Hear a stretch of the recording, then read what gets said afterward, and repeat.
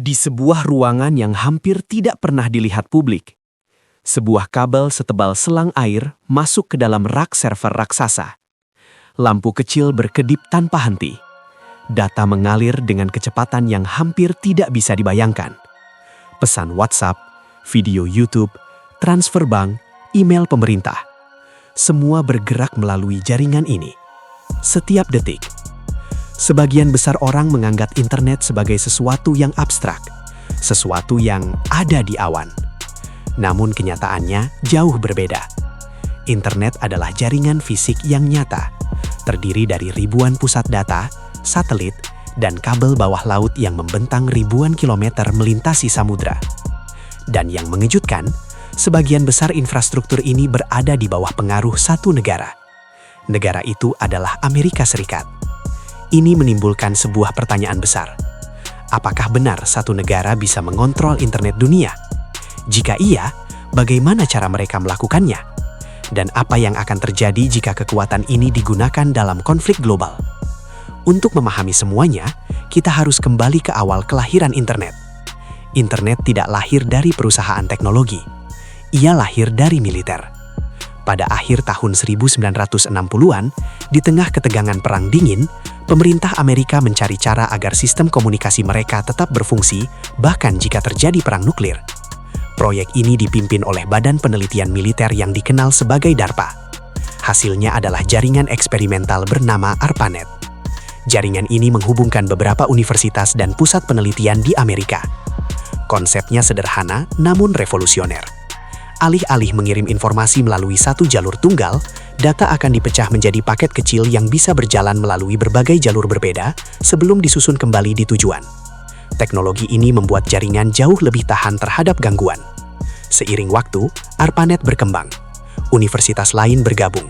Laboratorium penelitian ikut terhubung. Dan pada tahun 1980-an, jaringan ini mulai berubah menjadi sesuatu yang lebih besar. Sesuatu yang kita kenal hari ini sebagai internet.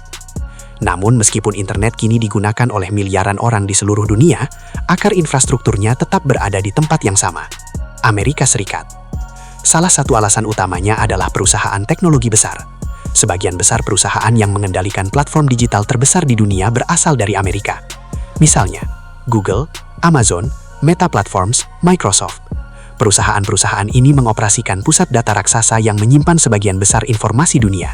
Setiap pencarian Google, setiap video YouTube, setiap pesan yang dikirim melalui platform mereka. Semua melewati server yang dikelola perusahaan-perusahaan tersebut. Namun pengaruh Amerika tidak berhenti di situ.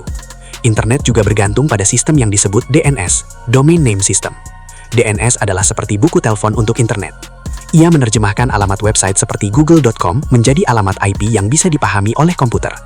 Sistem ini diawasi oleh organisasi bernama ICANN, dan kantor pusatnya berada di Los Angeles. Artinya, salah satu sistem paling penting dalam operasi internet global berada di wilayah Amerika. Namun mungkin bagian paling penting dari internet bukanlah server atau website, melainkan kabel bawah laut. Lebih dari 95% data internet dunia tidak dikirim melalui satelit.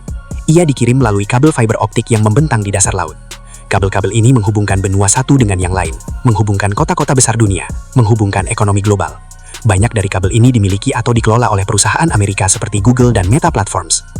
Ini berarti sebagian besar lalu lintas data dunia melewati infrastruktur yang mereka kendalikan. Namun dominasi ini juga menimbulkan kekhawatiran. Beberapa negara mulai khawatir bahwa internet global terlalu bergantung pada satu kekuatan. Negara seperti China mencoba membangun sistem internet yang lebih independen. China bahkan menciptakan sistem yang sering disebut sebagai Great Firewall.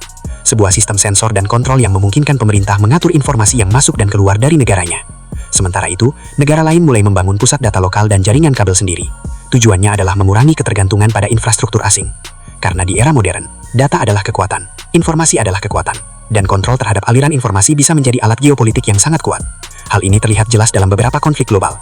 Misalnya ketika pemerintah memutus akses internet di wilayah konflik untuk mengontrol informasi, atau ketika negara menjatuhkan sanksi teknologi terhadap negara lain. Internet yang awalnya diciptakan sebagai alat komunikasi bebas, kini juga menjadi medan perebutan kekuatan global. Hari ini, lebih dari 5 miliar orang terhubung ke internet, dan jumlah itu terus bertambah setiap tahun. Namun di balik layar, ada pertarungan senyap antara negara, perusahaan teknologi, dan organisasi global. Pertarungan untuk mengendalikan infrastruktur digital yang membuat dunia modern tetap berjalan. Karena di abad ke-21, kekuatan tidak hanya ditentukan oleh tentara atau senjata nuklir. Kekuatan juga ditentukan oleh siapa yang mengontrol jaringan informasi dunia. Dan selama internet tetap menjadi tulang punggung ekonomi global, pertanyaan ini akan terus menghantui geopolitik dunia. Siapa sebenarnya yang mengontrol internet?